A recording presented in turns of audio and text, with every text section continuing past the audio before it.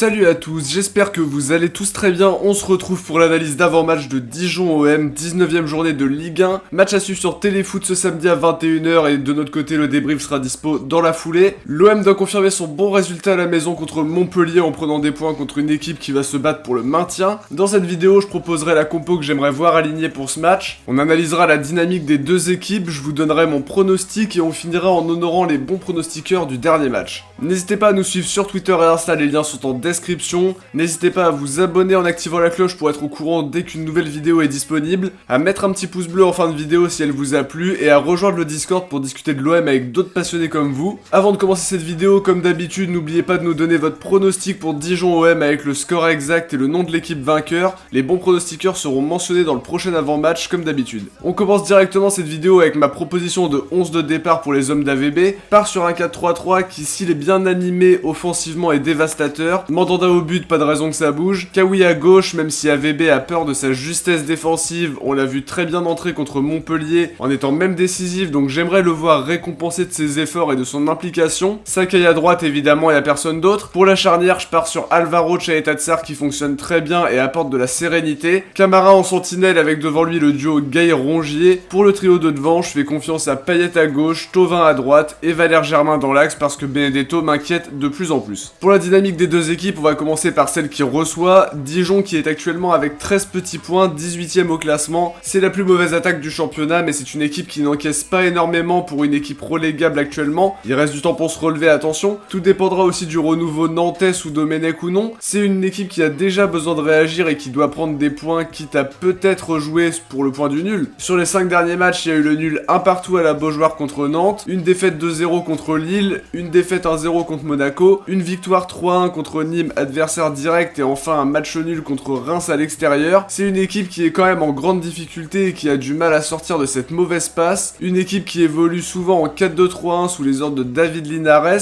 C'est une équipe aussi qui a quelques individualités intéressantes. Je pense notamment à Anthony Rasiopi, ancien gardien de Lyon qui a été le sauveur contre Nîmes avec un arrêt plus que décisif. Ekwele Manga qui apporte son expérience. Même chose pour Didier Ndong. J'aime surtout Mounir Chouillard dans cet effectif qui, dans une équipe qui tourne bien mieux, serait sans doute monstrueux. Pour le reste, ils ont aussi Papchek Diop, l'ancien lyonnais, Mama Baldé et même le jeune Arthur Zagré prêté par la SM. C'est une équipe qui a du talent individuel mais pas suffisamment pour dominer ses adversaires. Faudra en tout cas se méfier parce que si on fait un non-match, ils ont quand même le niveau largement pour nous punir. Pour l'OM, la victoire contre Montpellier rassure un peu après la défaite contre Rennes, le nul contre Reims et la défaite contre Angers. Le nul de Rennes et la défaite de Lille nous donnent un petit peu d'air alors que Lyon a tendance à prendre ses distances. Difficile de se projeter alors qu'il y a 2 matchs en retard à rattraper. Pour l'instant, on est 5ème et faut absolument prendre des points contre des équipes comme Dijon qui se battent pour le maintien. Si on veut imaginer une 2ème place ou mieux dans le meilleur des cas, faudra quand même faire un résultat demain. Pour ça, faudra être fluide dans le jeu, créer une animation offensive qui est tranchante. Elle nous fait défaut ces derniers temps, faudra reproduire un match à l'image de la première période de Montpellier où on savait se procurer des occasions, même s'il faut rajouter à ça le réalisme qui nous a manqué cruellement, notamment à cause de Benedetto et de ses mauvais choix ou même de ses ratés. Le milieu de terrain était vraiment à un très bon niveau contre Montpellier et faut reproduire exactement ce genre de prestations pour continuer à prendre des points. Pour les joueurs à suivre, on commence par le DFCO et à mon sens c'est Mounir Chouillard qui est à suivre. En termes de potentiel et de talent, c'est celui qui m'impressionne le plus, toujours très intéressant sur un côté. Certes, il n'a pas toujours été à son meilleur niveau sur les derniers matchs, mais c'est quand même une vraie valeur ajoutée dans cet effectif dijonnais. Pour l'OM, je dirais Florian Thauvin, je l'avais déjà évoqué pour l'avant-match de Montpellier et il a fait une prestation vraiment énorme. Contre un adversaire contre Dijon, il doit dérouler et c'est lui quand même le principal détonateur offensif du côté de l'OM.